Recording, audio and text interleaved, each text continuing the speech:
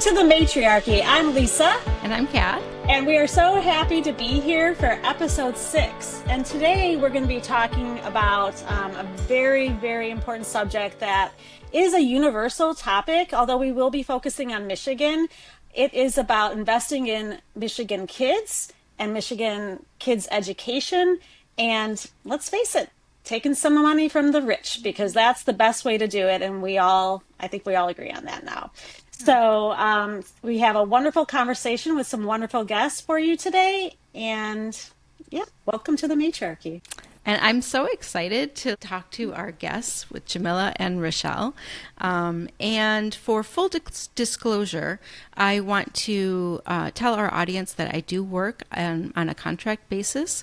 I do media relations with Michigan Education Justice Coalition, although the Matriarchy is a completely financially independent entity. So with that being said, I'd like to introduce Rachelle Crow-Hercher. She is the director of Michigan Education Justice Coalition, or MEJC. She is also a former special educator, and she lives with autoimmune arthritis and other autoimmune complications. Rachelle's activism began in healthcare and patients' rights, and she is a published researcher in the field of rheumatic disease and reproductive health. Outside of work, you'll probably find her in her garden or with her nose in a historiography, which I got to learn more about what is a historiography. I'm thinking a biography, but about history, but we can get into that.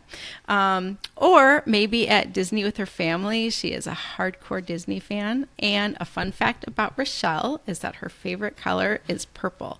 And I don't say this lightly. Her favorite color is purple, and I love it. Awesome. Well, welcome, Rachelle. And before I go any further, I would like to introduce Jamila Martin. She's the co-chair of Fund My Future, a joint effort of community organizations, unions of working people, and policy experts fighting for fully funded public services in Michigan and ensuring that wealthy individuals and big corporations paid their fair share.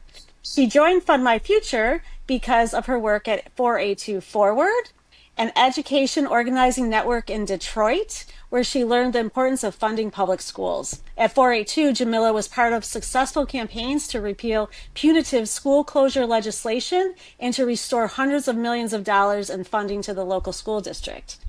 And a couple of fun facts about Jamila is that she has a strong passion for pizza and her tiny dogs, which we definitely need to hear more about. Welcome, Jamila. Thanks for having me.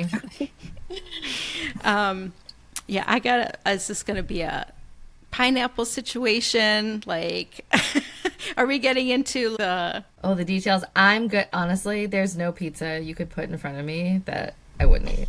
Pineapple sounds great. I love it. So no controversy with the pizza. No. Okay.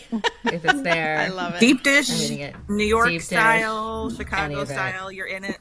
I'm in it. That's yeah. good. As long as it's gluten-free, I'm joining you. Otherwise, I'm going to have to pass. So you can have all my I pizza. will have all the leftovers. Yes. Happy to eat a leftover. I rarely met a pizza that I didn't like either, so we're all in good company here. No, I'll have to eat good pizza. Yeah. Now I'm getting hungry. Okay. So, Rachelle, I'm going to kick it over to you. You've been a vocal supporter of public schools, and you are not afraid to use your voice. And, I'm just wondering, have you always been able to speak up? And I'm curious about some of the influences that you've had in your life, and particularly about the women who have inspired you along the way. I think if you ask my parents, yes, I've always been a defender of the downtrodden. It would be probably their phrase for it, a strong sense of justice. I will argue with anyone to protect the marginalized wherever it is, whether it be animals or as a child, even just arguing with people about those things. My Enneagram type tells you that I am a defender of justice, and I think that it is important to me that things are fair and equitable, and in particularly with education. I always wanted to be a teacher.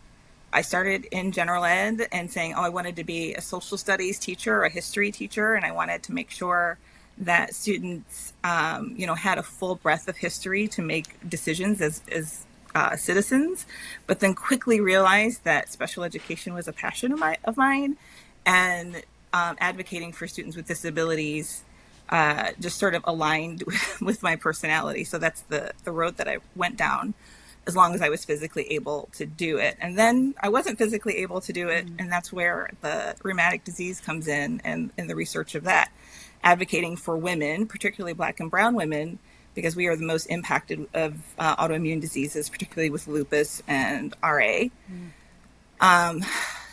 And it's feeding into maternal health. And that's an issue that obviously we're still on the front of. The maternal death rate for Black women is atrocious in this country. And a lot of it, some of it has to do with autoimmune disease. So that's where that comes from. When I had my first kid, nothing existed to tell women who were pregnant and had RA, like what the treatment should be during pregnancy. So that's where that comes from. My influence as far as women has always been women who continue to protect the most marginalized. So Audre Lorde is someone that I read a lot of. Again, justice-oriented, strong-minded women are favorites of mine. Thank you for that. Okay, so Jamila, how about you? What helped shape you, and who are some of the women in your life that really inspired you? I mean, I've been shaped like completely by my mom. I think many of us have been, who just, she was born in 1950. She was raised at a time when girls had very specific things they could and couldn't do. Yeah. And she just has like a burning rage inside of her that led her, down a path. She became a welder and a union activist Wow. for many years, and then a leader in a union where I'm from in Boston. That all stems from like just a deep, deep anger about anybody being screwed with. She's much braver and bolder than I am. I'm much more of a rule follower, and so I'm like learning to be brave and bold. But yeah, I mean, she just burns with the passion of 1,000 suns, with I love a righteous rage. Yeah. A light with it from within. Tell me more about, before we move on, tell me more about the welding. That's fascinating. She worked in a shipyard. That's where my parents met, actually. Oh. My mom was a welder. My dad was a ship fitter. They met on a union campaign, on like a reform. They were part of a reform movement in the union, which at the time was like just racist white dudes, to the point that they had their meetings at like a bar that women weren't even allowed to attend. So she would sit outside.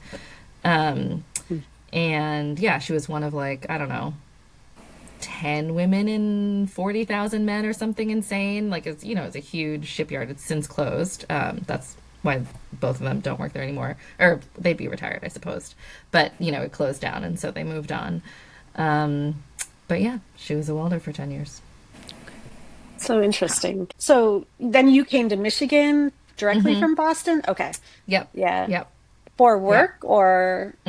Yeah, I moved to Michigan because at the time I was organizing healthcare workers, so like nurses, nursing home workers, home care workers, and I was just traveling wherever they would put me around the country for years. And then eventually I was like, I'll just stay here in Detroit.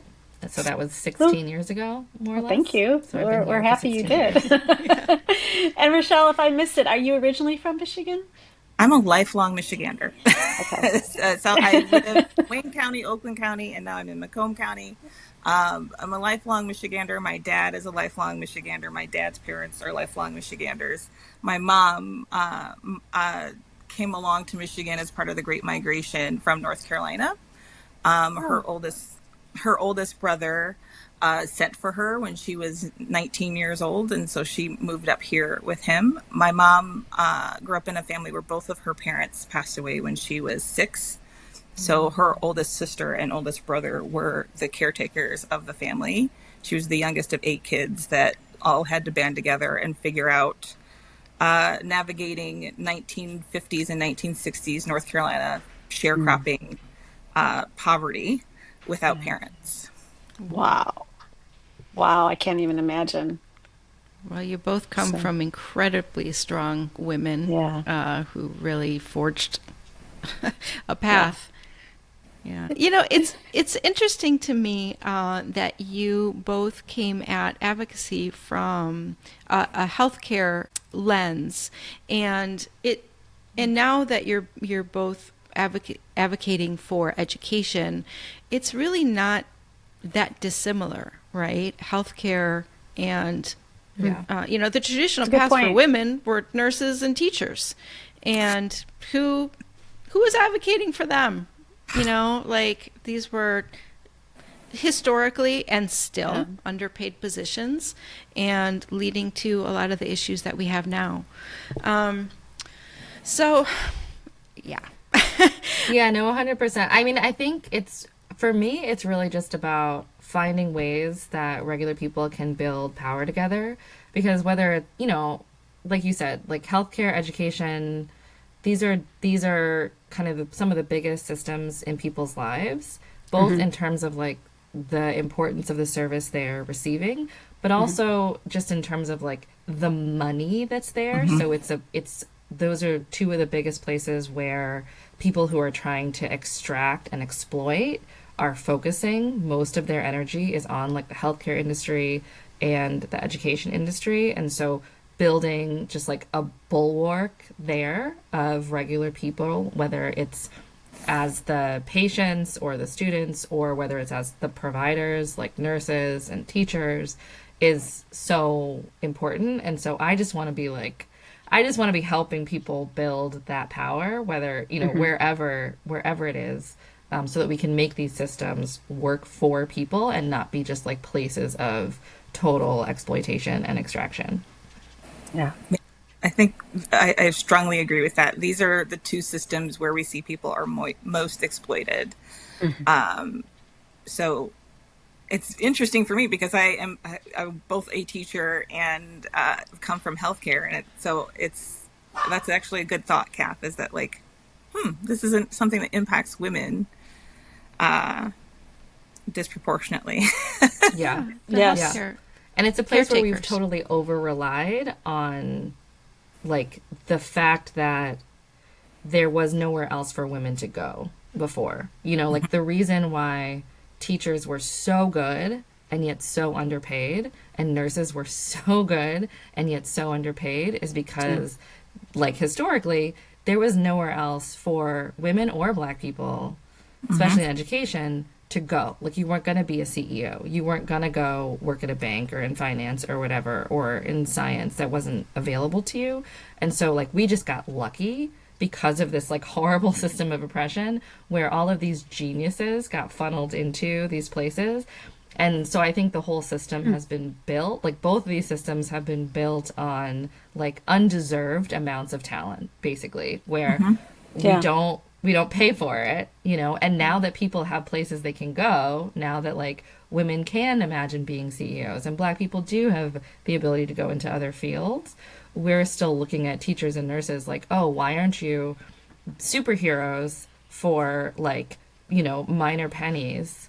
And it's like, no, that's because that was based on like a system of like white supremacy and patriarchy. It was like forcing people who were way, kind of amazing talents of their generation, of like, their time to be here. So, that I is think a it's really just interesting skewed. perspective. Yeah. Wow. That is, I mean, I've never heard it said like that before. That's amazing. Yeah. Yeah. I think it really skews how we think about the professions in general. I mean, not like, like we're so used to undercompensating them because people were forced into only these roles. Yeah. Wow. Yeah. Or I guess you could be a welder too. But yeah, I mean, not anymore. fewer, and that was a really, yeah, there were But not a you lot of said, but female also elders. you said she was like one of 10 women out of Yeah. what, 40,000? Like, Yeah. I mean, she clearly, your mother was clearly the exception, and women that were historically in fields outside of nursing and teaching were by and large Yeah. exceptions, Yeah. right? Yeah, that's for sure. You have to be a very strong person to put to be a welder in this man's world. Like she had to be a very strong person to every day go and do that. Yeah. Yeah. So, well, that's Somebody with like amazing. a real But chip on I your just, shoulder. yeah. But I love the perspective that, all this like you said, genius was ending up in basically these two professions. And that's just what grew like that. I don't want to say industry necessarily, but the mind, the mind trust that's been in those professions. And, now and they didn't have to be compensated properly, and Yeah. now we absolutely need to, and then some, I think. So I appreciate the work that you guys are doing. It's amazing. And not to mention the people who have the worst outcomes in these systems are Yes, Black people yes, and women. Yeah. yes, uh, yes, Yeah. for what And that's. the children, well, it's interesting to me too that you've kind of mentioned that these two industries have been singled out for um, exploitation, right? Because I understand the healthcare industry. It is just, you hear all big pharma and hospitals and just, all the layers in between.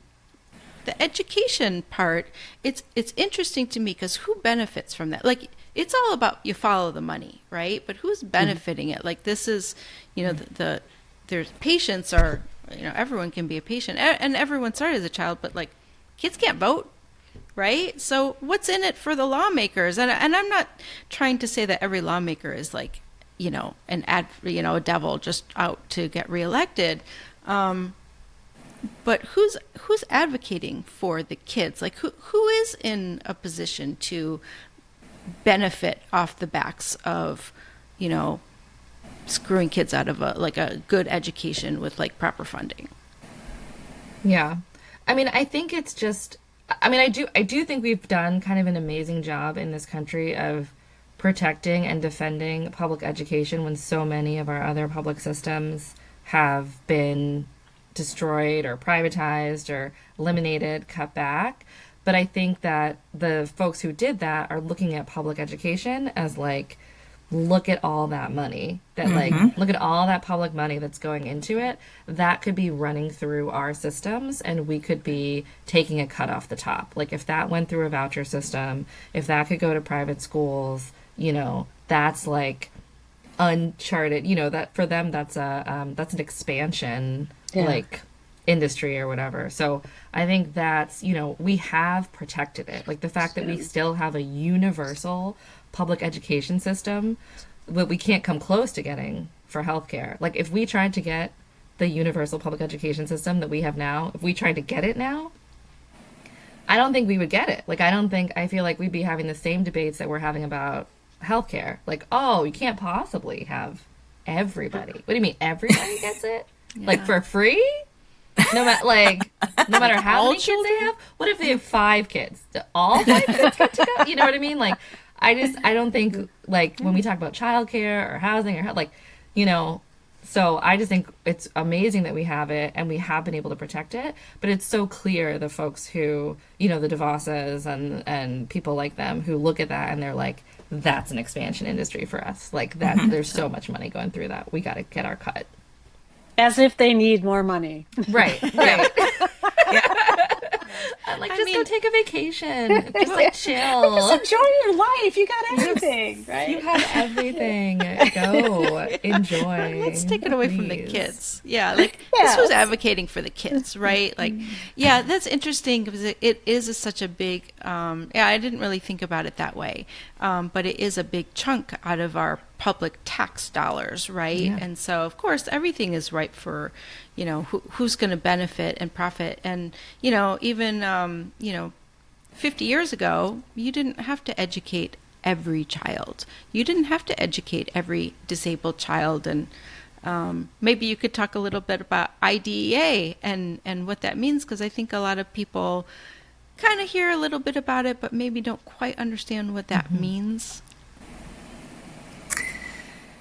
Oh, how far back in the history do we want to go? Just a Like, couple where minutes. no, Just understanding that you didn't have to educate disabled kids and that the government promised to pay for it and I think hasn't. to Jamila's point, public education is like this one place where we have agreed that it is a public good. Obviously, we're seeing stressors on that system now, and I think a lot of those stressors are born from the civil rights movement and IDEA when when public education was most funded and most defended is when we could exclude kids. And now that we can't exclude kids, all of a sudden we're starting to sort of chip away at it. That makes And, sense. Yeah. between the Civil Rights Act and Brown v. Board of Education and the establishment of the U.S. Department of Education, and then IDEA, which are all things that say, yeah, no, when we say public education, we mean all the kids, whether they have a disability, which a lot of these kids were hidden away in institutions and taken from their families, and not given an opportunity to learn or grow or participate in society at all. That's what IDEA and that's what the Department of Education in the United States stands for, is saying that all kids have a right to this thing. And now all of a sudden that all kids have a right to this thing is when the attacks on the system started to show. That's And- like the have you guys heard this drained pool politics? Have you talked about that concept, drained pool politics? No. So Heather McGee she's amazing. She's at the CFPB, the Consumer Financial Protection Bureau, at the beginning, and she ran Demos, but she has a book called Some of Us, and The Some of Us, she yes. did have Some of Us. a A brief podcast. podcast. But basically the concept, so she has this concept, drain pool politics, where she talks about all of the public pools that the United States used to have pre-civil rights, and that once Black people started demanding access to public pools, and once they won legally access to use these public pools, there were communities all around the country who decided to, rather than allow these public goods to be used by everybody, including Black people, they would rather just get rid of them. And so they filled them in. They just concreted them over. And she goes and visits all of these sites of these former public pools.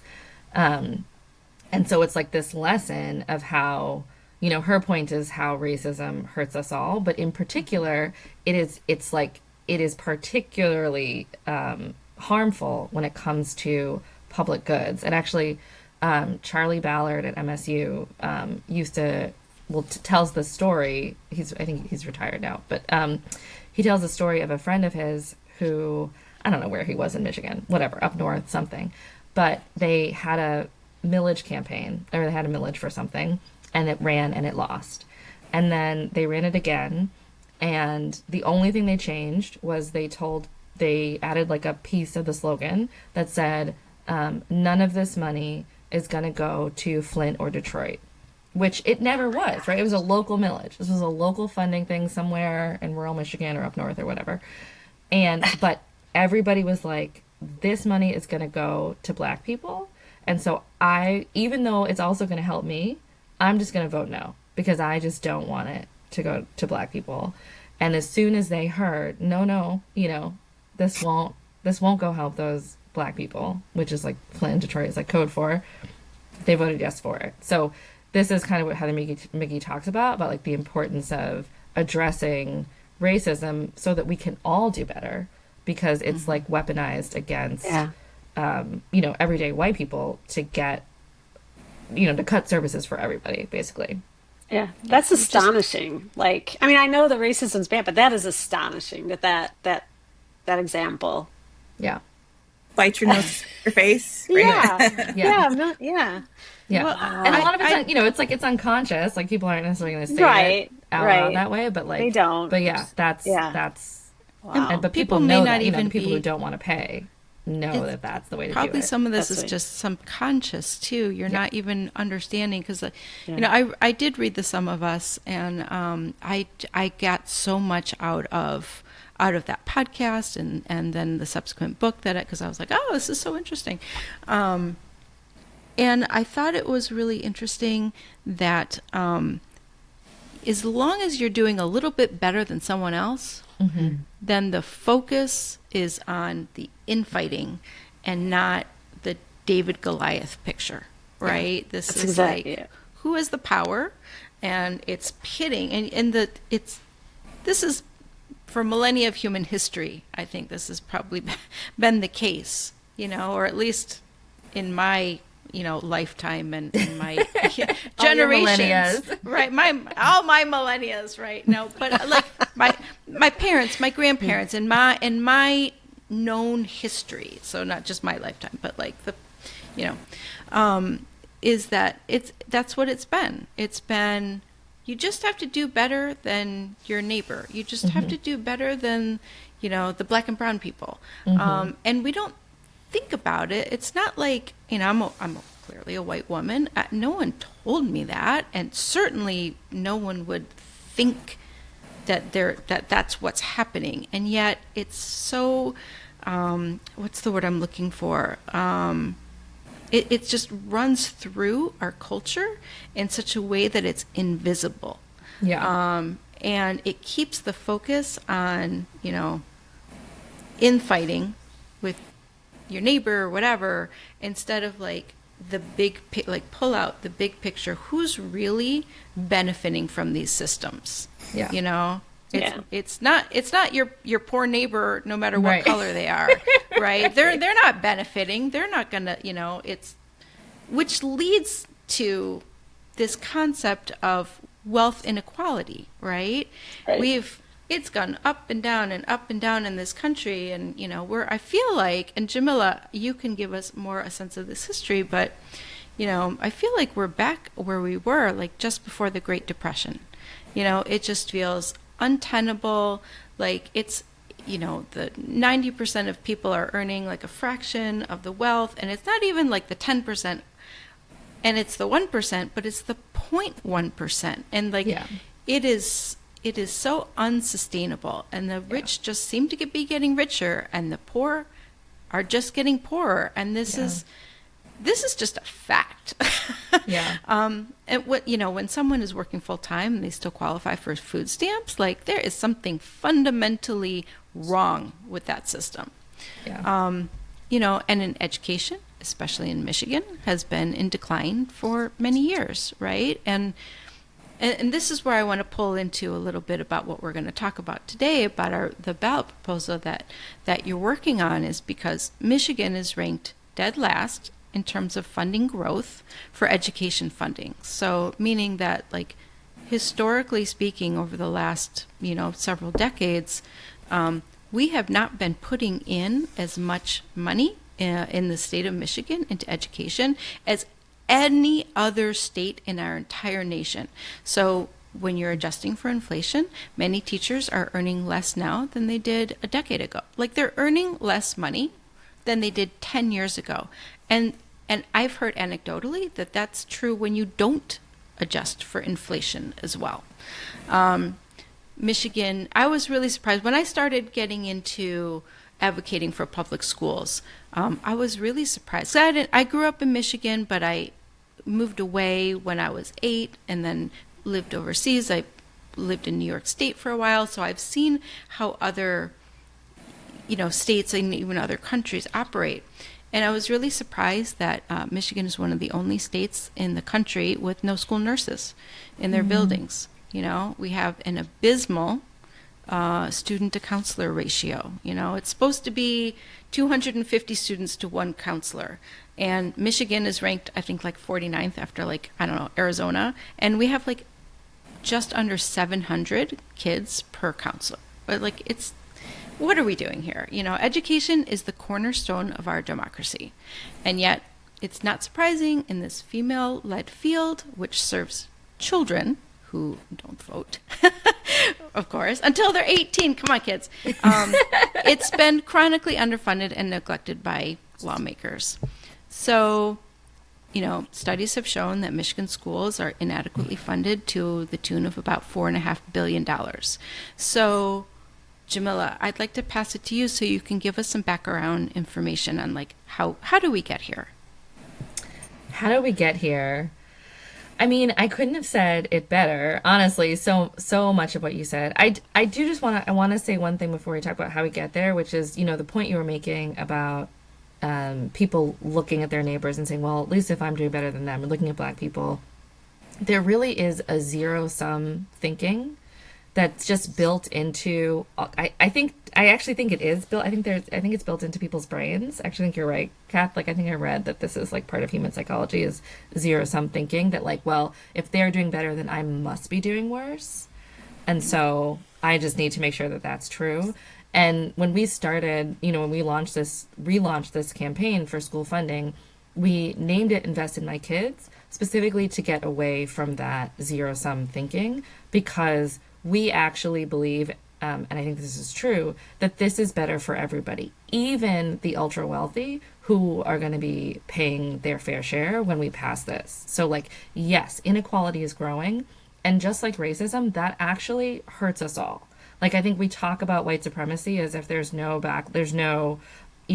harmful consequences for white people, but their pools got filled in too. Yeah. And I think it's the same when we look at inequality, is that we think oh, these millionaires, how amazing. But, being a rich person in a poor country sucks. It's, when everybody around you, everybody in your community, everybody in your state is broke and stressed and, sick and undereducated, it sucks for them too. I mean, not as much, but you see people complaining about, tech bros complaining about what's going on in San Francisco and the housing crisis. And it's yeah, you guys created that. And it does suck when everybody in your city is, unhoused and struggling. It's not a good experience for you either. And ultimately we see what it leads to, which is where we're at now, fascist takeover, sometimes we think maybe it'll end up in pitchforks. I think, in this case, it's ended up kind of in fascism. But either way, that's not good for anybody. So we do, this whole campaign and what we're doing here really is making the point that, yes, some folks do need to pay more. But at the end of the day, that's better for all of us. It's better for the kids who are in school, but it's also better for, I don't have kids in schools right now. And I'm incredibly passionate about this because I see in my neighborhood, I want all those kids to be well educated. I want to drive over a bridge and feel good about the person who constructed it. I want to go to the doctor and feel good that the doctors and the nurses there went to good public schools. I want to end up as an old person and be in a nursing home where I know that, you know what I mean? It's just, Yep. It's crazy to think that this doesn't affect all of us. So I just wanted to add that to your, to the point you were making about the growing inequality and people kind of looking at their neighbors. And then oh, sorry. No, I mean, go just for it. to add on to that, we talk about, the population decline in Michigan, and I'm sure one of the questions that you'll get a lot is, well, won't rich people just leave? And it's well, you want to attract a business, you need good schools. Yeah. That is one of the top things. I'm not going to move to, a state that has a poor reputation because those are my children. I'm going to be raising my family here. And I think that's very overlooked. Exactly. You're exactly right. Because that's the argument I've been making for 10 years because we've experienced it, piece by piece. I live in, a wealthy community and slowly our services were being taken away education wise, whether it's, it's boiling the frog, Yeah, the right? frog. It's Yeah, like yeah. first, first We're the the bus frogs. stop moved, so it's almost a full mile away, then like just piece by piece things were being taken away. And that's when I became aware of this, this issue. And you're exactly right. I can't wrap my brain around why do they want to tear down our schools when, then they're surprised that Amazon didn't want to come here, that they Right. didn't I want was to, just going to bring right? that example up. I was Yeah. Yeah. just going to Like, bring the example up is that, we actually lost the potential for a big thing in Michigan, and yep. because they were like, there's nobody educated enough to work here in the state. That's so sad. That's so sad. Yeah. But it's And just we didn't have logic, public though. transit, and we didn't have all of those things that, like, hey, Yeah. if we paid for taxes, we probably could attract, paid our taxes, had a fair share, invested in infrastructure, invested in our kids, which I think education is an infrastructure piece, whether folks think about it or not. Childcare is Right. an infrastructure piece, whether people think Yeah. of it or not. If we Yeah. invested in those things, we might actually attract more business and more money to our state. Yeah. Yeah. Yeah. And 100%. they have to, the powers that be have to know that, but they just don't care because in the end, it's what you were saying before about that they just want to skim off that money for themselves, right? Yeah. So, I anyway, think it's sorry. like, Yeah. no, I mean, I think it's so interesting because, like, you look at some of the stuff that the kind of the traditional organizations that represent business interests will put out. And, like, I think it's still up there. Like, you can go to Business Leaders for Michigan, their website, and their policy priorities. And a lot of it is what we're talking about. It's investing in transit, it's increasing per pupil funding, like, it's they're saying this that what we say like what we're saying right here, like what would be good for business, both like bringing new businesses in but also homegrown, like most of the Yeah. business in your state is going to be people locally starting businesses, and that requires a well-educated and supported like workforce Yeah. here in state. Yeah. But then when you get to the part about who's going to pay for it, it's like silence. And so I just think there are some like very specific interests who make it so that they can't advocate, and so it's a little silly. It's like you look at their platform or whatever, and you're like, yeah, but like pay for it, and it's so funny because people are always like, oh, like Bernie Sanders and like Zora, and like they put out these ideas, but how are they going to pay for it? And I'm looking at Business Leaders of Michigan's website being like, How you can pay for that? like this could be Yeah. like Bernie vibes of like, how are you gonna pay for this, guys? Like, Yeah, you get exactly. it. So we're kind of the like moms of the group that are coming in and being like, okay, here's how we're gonna pay for it. We're gonna like brass tacks. Sorry, guys. And now they're whatever pissy about it, but.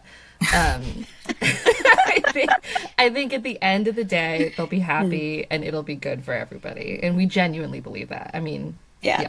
I really do. Yeah. And Yeah. we're talking about paying a fair share. We're not trying to Yeah. gouge like Right. this. We're Nobody's, just trying like, to soaking level the off rich. a Yeah. system that is gone. It's skewed so far away from anything tenable.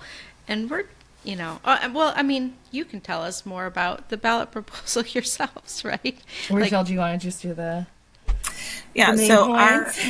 our proposal that we are going to Michigan voters with to get you all to sign on to so that we can vote for it in November 26th is a fair share surcharge income tax, so that individual filers who make over $500,000 and joint filers who make over $1 million per year pay an additional 5% rate, and it would go to the school aid fund. And it's a marginal rate, which is like the big words for if you make $600,000, your first $500,000 is going to be taxed at the regular rate, which is like 4.25% right now.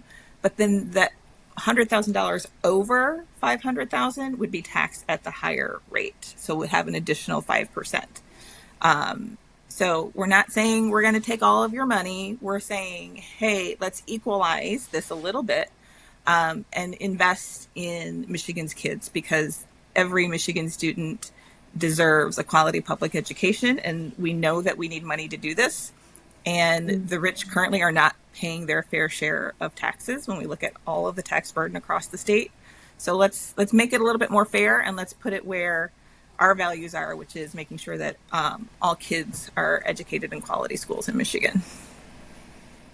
And so right now there's a flat income tax that's written into the Michigan Constitution. Is that correct? Yeah, And and so, yeah, go ahead.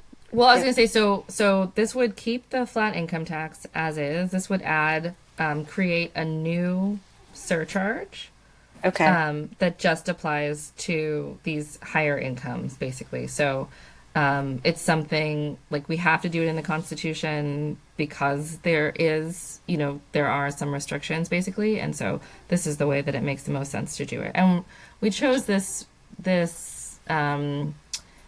structure basically because Michigan currently has overall a regressive tax structure. And so like when you look at all the taxes that people pay, which is really what we should be doing, it doesn't matter if it's your income tax or if it's your sales tax or property tax, like that, that's kind of irrelevant. But when you look at all of them as a share of people's annual income, the folks on the top are paying the lowest percentage right now compared to like middle class and like working class folks. So we knew we needed to fund public schools, and we knew we needed to try to do it in a fair way. And this for us would both kind of balance out our tax system and make it a little bit more even across the board. And when we talk about overall, effective rates, and help us fund our public schools. So that's how we landed there. And it kicks in, and what is the income? I'm sorry, I know you said it, but just to be clear, it kicks in at $500,000 a year For Individuals, individuals. for yeah. individuals. Okay, gotcha, gotcha. Yeah, and a Yeah. million for joint filers, basically. No, okay. Yeah. And I just want to flag also, since we're here and since we have time with you all, one of the like opposition points that we're hearing the most right now is that this will hurt small businesses. I want to be really, really, really, really clear this will not hurt small businesses. So any business that is a corporation and pays corporate income tax, this is completely irrelevant, has nothing to do with them. Totally unrelated. There are some businesses that are called flow-through entities, and they are incorporated as different types of entities. So things like LLCs and other like S corps, other pass-through entities, they pay using the personal income tax rate. But what they pay on their taxable income, I want to be really, really clear about this, is what we would normally think of, like regular people think of, as profit. So what we're talking about is revenue minus all your business expenses, wages, rent, so like everything, right?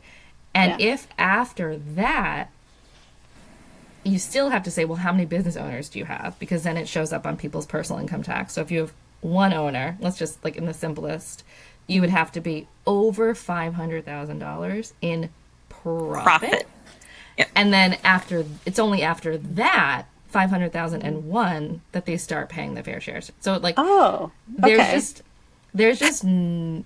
no, I mean, if you know a small business owner Yeah. who is generating in profit for a single owner more than $500,000 a year, I think, go for it. They should probably pay the fair share surcharge. But Yeah. the small business owners I know, like, when I say to them profit, they're like, what's that? I'm not familiar with this term, so they're not worried about this. Yeah. So I want to be really clear because that's, that's kind of been what people have been worried about. And it is a concern. And we thought about that a lot. And so this just does not affect that at all. Are Thank there you. Yeah. other Thank you. pushback that you've been getting about this?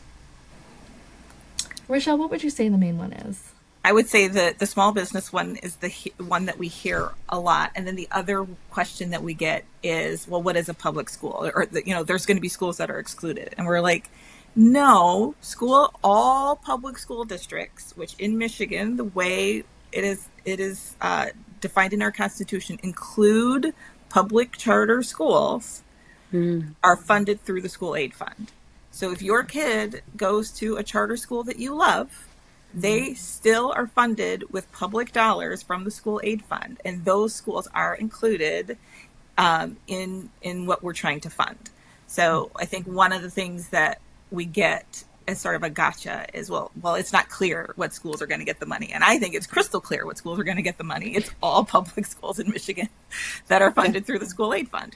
that's easy. Yeah. Yeah. And that's been determined by the state Supreme Court. So, you know, we're Yeah. not messing with that. We're not putting it in the Constitution. It's already been litigated, already been set. Yeah. Yeah, gotcha.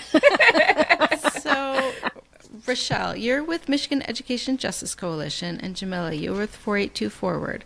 Tell us about some of the other collaborators, I guess, and other supporters that are, helping with this effort. Oh, well, at MEJC, we are a coalition of both community and state organizations that believe in strengthening education.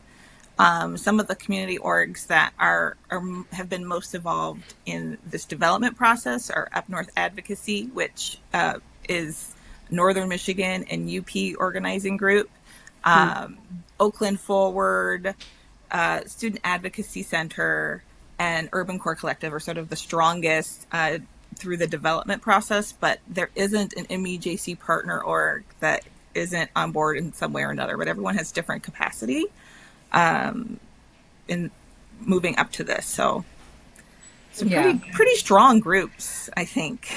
What's cool about it, so each of those organizations, so like Urban Core Collective is in Grand Rapids, Student Advocacy Center is in Washtenaw County, 482 is here in Detroit, Oakland Forward, like it sounds like, is, Oakland County, but starting in Pontiac, and then Up North Advocacy. So like each of them is very locally rooted and has kind of a different flavor.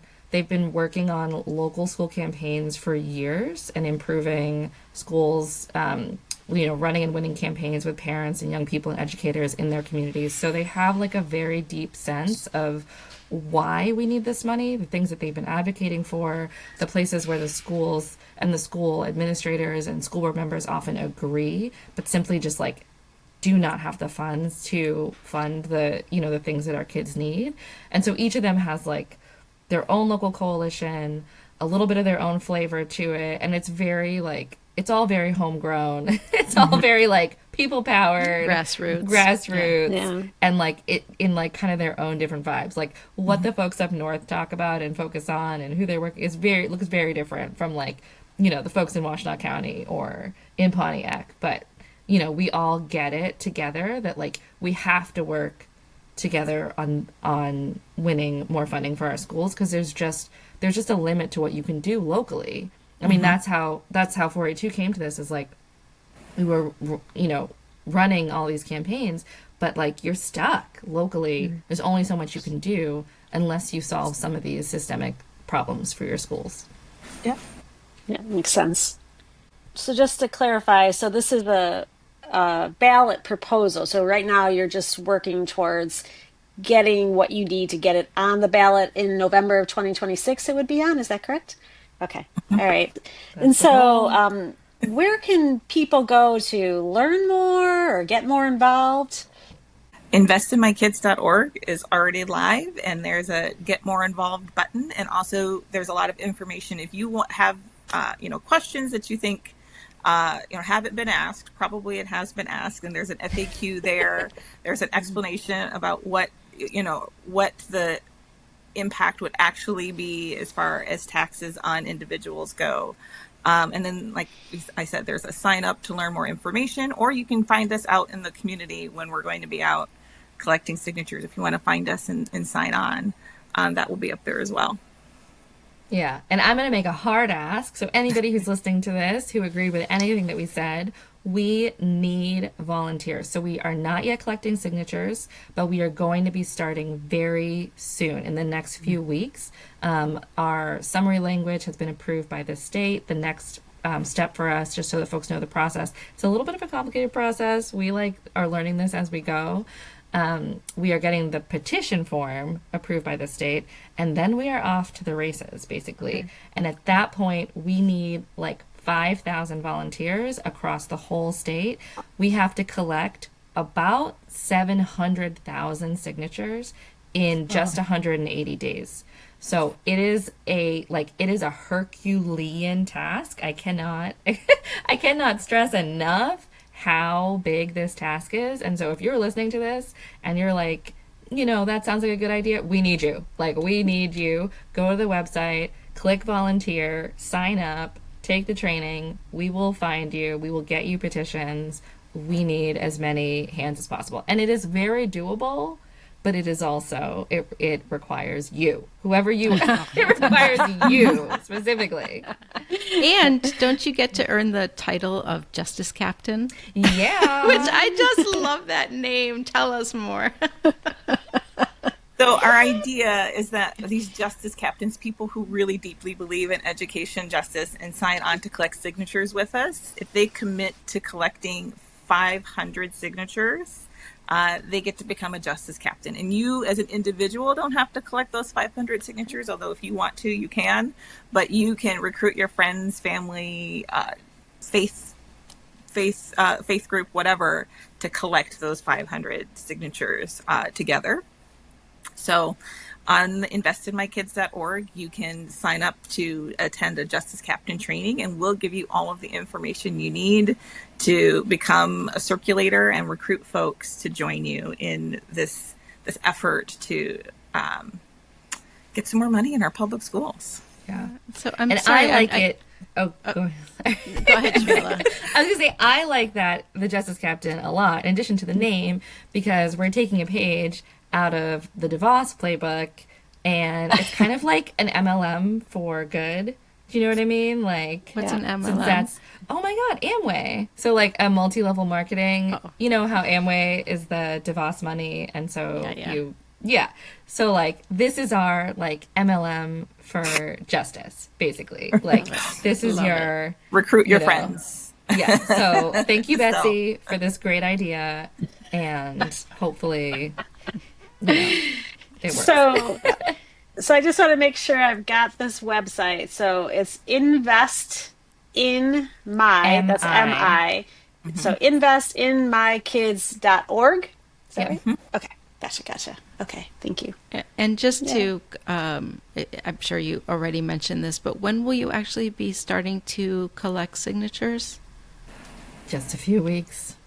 Yeah. Okay. Just a few weeks. Yeah. Hopefully by mid-month, you'll see, well, a little bit after mid-month, you'll see us out in the field. Okay. Awesome. Is there, if they go to the website, can they like sign up for updates? Is there a place there? Okay. Yeah. That's good. So, all right. Thank you. They can be captains, justice captains. Yeah, right. I feel like I'm going to have to be one. Sorry, but love it. We need stickers. If there's a badges. name like that, I want it.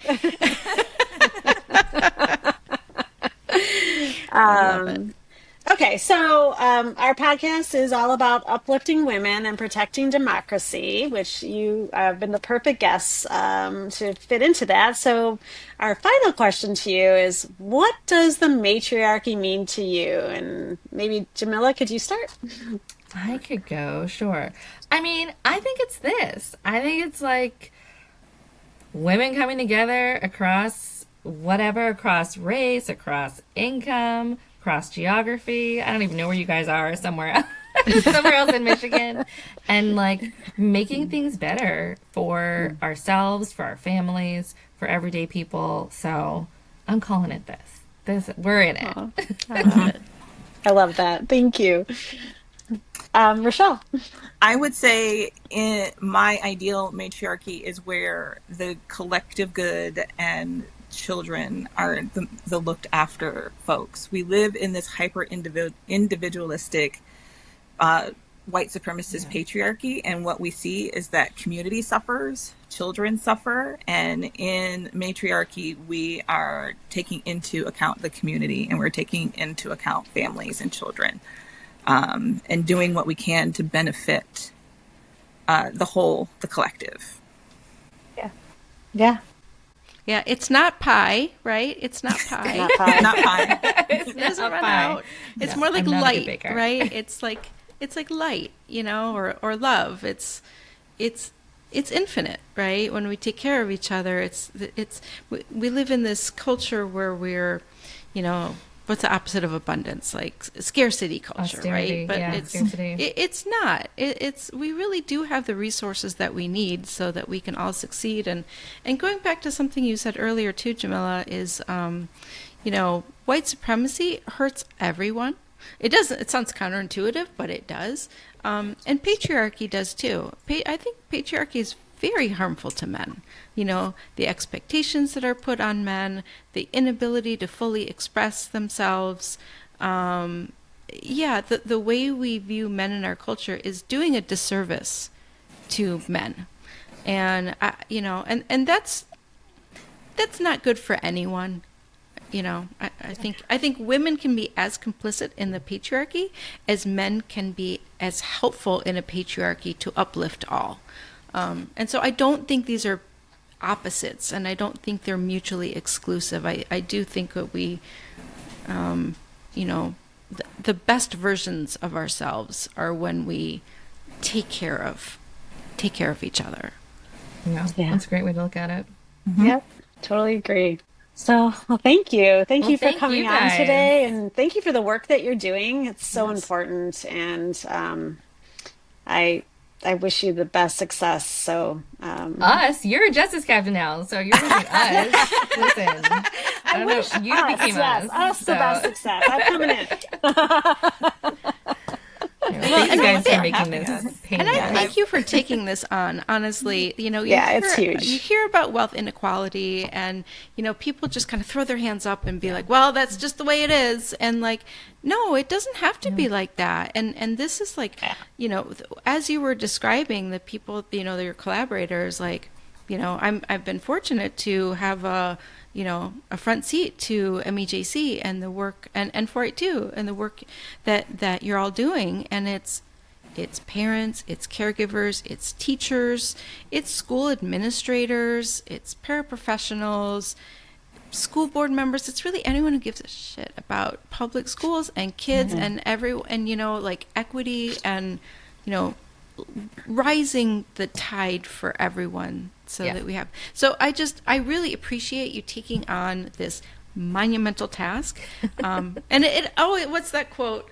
Nelson Mandela, it always seems impossible until it's done. But it's been done before. We've collected, Michigan, we've had successful ballot proposals that have passed. I was a part of Voters Not Politicians, and it's, that was a similar goal, in terms of, and it can be done. So we know that. So, So, well, great. Thank you. Well, thank you so much. We really appreciate your time. Yeah, we really appreciate you guys. Take care. Thanks for having us. Bye, we'll see you in the street. Yeah. Sounds good. I am constantly amazed by the guests that we've been fortunate enough to have on our podcast. And, some people are born to argue and some people are not. And yet here we are. Every guest has been using their voice, and to me, it's such an inspiration. And it's not a linear path, right? It's not like I see what I want to do and I'm just going to do it. Like it does take this village and the support and the inspiration, to not only find your voice, but to have, to find the support that you need to use it. And it's not easy. And and it's not just using your voice, it's taking an action, right? So, you and I have talked about, Lisa, like our goal in our matriarchy, right? In the matriarchy, a matriarchy, however you want to think about it. But it's not to tell people what to do, but it's to provide information and empower our listeners, women and men, to make their own decisions, to kind of go for it, right? It's not a shock to anyone that schools are underfunded and that the rich are getting richer and the poor are getting poorer. We see this in flipping every headline, right? And and to see what these two women and their organization, and it's not just two women. Two women can't collect 700,000 signatures. Like that's impossible. Right. But you know what? They can lead an organization, and they can, and co-lead, right? Like it's, we were fortunate enough to interview Jamila and Rachelle, but this is group effort, right? And this is about as grassroots as it gets. And to take on something that can help. Will it solve all problems? No. Even if it passes, like there's, it's not a magic wand. Nothing's a magic wand, but this is to me, it seems like a very tangible progress that can be made on an issue that's unfair, right? That people have been getting away with not paying their taxes, and it's some enforcement, but it's also like the system is rigged, right? But it's rigged by the people in power, and those people tend to have more money, right? And so to actually like chip away at that and to do it in a way that benefits children and their education, I mean, like, I don't know. Yeah, no, I don't. I yeah. don't even know. I don't even Like, know what to say. what's more To someone important, who would, right? yeah, Yeah, you're absolutely right, Kathy. And I thought that some good points were brought up by both our guests today. And one of the things that Jamila was talking about, how even rich people should want to live around people who are doing okay. And I think about that all the time. I think about that when I'm on the freeway and I'm driving. I'm like, I sure hope everybody's mentally healthy around me. Like, is it gonna, I mean, it's, and we want educated people to be our neighbors, to be all around us. And what they're doing is working to actually, achieve that and make the education system better so that, every child has access to an excellent education. And that we compensate our teachers and administration and, all the people that support these systems fairly and well. And compensation is a whole nother subject that we should be talking about at some point. yeah, But that is definitely one industry that is undercompensated. Um, and I think that part of what we're seeing by the tearing down of these systems, specifically healthcare and education, it's causing a lot of pain for people. And unfortunately, that has led us to a place in this country where, we've given power to an administration that's just doing more damage as we go forward. So I think it's so important what these ladies are doing, and to your point, to all the people that are involved in this organization. And if even if this isn't your issue, whatever your issue um, this is how we move forward. This is this type of thing where whether you volunteer to collect signatures for an issue you care about or donate so that they can pay people to collect signatures or whatever it is, use relationship organizing to get your opinions out to your friends and family and neighbors. Um, this is the time that we all need to step into this space because we do need the power of the people, and yeah. this is how this happens, is that we all take a piece of this huge task, whatever that is. In this case, we're talking about funding education, but there's so many issues out there. So I'm so grateful that they were here today and they shared their stories and why they're doing this and what they're doing. And thank you, Kathy. I know with your work with MEJC is just super important, and I appreciate all you guys. So, Well, I um, appreciate you too, Lisa, and the yes, opportunity to talk about a proposal like this and what it takes to get this across the finish line, and that it is achievable. We know this because we've done it. And you've done a lot of work for other issues that made its way through this very difficult, very involved process. You get signatures from more than 500,000 Michiganders, and you put it yeah. on a ballot, and then the people speak. That's the thing. All when you're collecting signatures, all you're doing is getting it on the ballot. I mean, the voters still decide whether this Yeah. is a law or a constitutional amendment that they want to see put in place. And that's, because I was a captain for Voters Not Politicians, and we did collect a lot of signatures. And, I didn't collect 500,000 signatures. Neither did my team. We were a small piece of a very giant group of people, but man, that felt good to be a part of that. And the voters did decide to vote for that. And it passed overwhelmingly at the polls. And that felt great too, to be a part of something that is now part of Michigan law. Um, so yes, like I highly recommend the process, and not everything passes, but it's okay. It's still worth it to do. Yeah. So yeah, thanks Yeah. for that lead And in. Yeah. yeah. And as we have talked about, action is the antidote to anxiety. And we are, Yeah. I think it's safe to say, we're all feeling We're all kind of some feeling it right anxiety. now. Yeah. A lot of anxiety. Here we Yeah. are. Yeah. Yeah. And even though this is a very specific ballot proposal in Michigan, the underfunding of education and the massive wealth inequality across the nation is this is a universal, these are Yeah. universal issues. So for Yeah. our listeners who aren't in Michigan, who are out of state or even out of country, we encourage you to find other organizations about, the issues that you can do something about this. You really can. You really can. There's Public Schools Strong, which is a nationwide advocacy group for education. You can start with them and find a chapter, get involved, or it could be education, it could be animal rights, it could be the environment. I mean, we got a lot of issues. We need a lot of tissues. We have a lot of issues, and I I think we have a lifetime of work ahead of us. There's so many things, but let's get going. Everybody take a piece, and I believe in us. Yeah. I believe in the people. I do. So I do. I do. So, on that note, we are so grateful to our audience for hanging out with us on episode 6. Listen yeah, to us, explore some of these issues and have some fun and meet some really interesting people.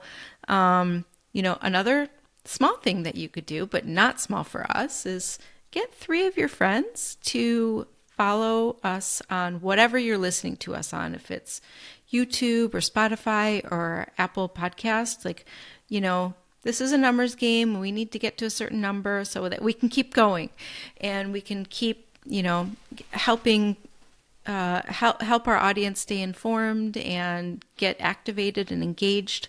So get some of your friends to follow us and subscribe and like. yeah, Comment if you like this. Comment if you didn't. yeah. Comment That's okay oh, too.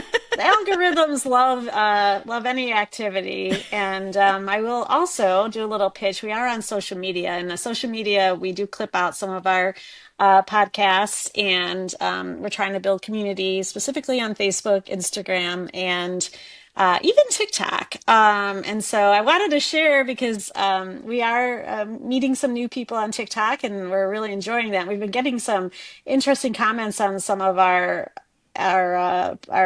content, and so I wanted to share a couple with you today, right now. We did a clip out of Diane Young talking about what she She's so believes the awesome. matriarchy is. I know it's a really good one. And Emerald Gemini 00101110 left the comment. I just love this comment. Matriarchy craves balance. Patriarchy craves power. I thought that was Interesting. so on point. So I want to shout out to Emerald Gemini. And then we also had another one, that same clip from Lux Henry. And they posted, when they were talking in terms of women, said, ladies, we don't fight the past, we build the future. And isn't that exactly what Jamila and Rochelle are doing? And I just Yep. I just thought that was perfect. So I wanted to share. So thank you, Lux Henry. So yeah. So yeah, if you could like us on these social medias and maybe boost us once in a while, all of that helps, and we really appreciate you. Yeah. And and you can also go to investinmykids, mikids.org. Yes. and get some more information about what Jamila and Rachelle were speaking about this ballot proposal in Michigan. And, let's set our students up for success and build a better future for us all. 100%. All right. That's it. So, That's it for today. Thank you, everybody. welcome to our community. Welcome to the Matriarchy.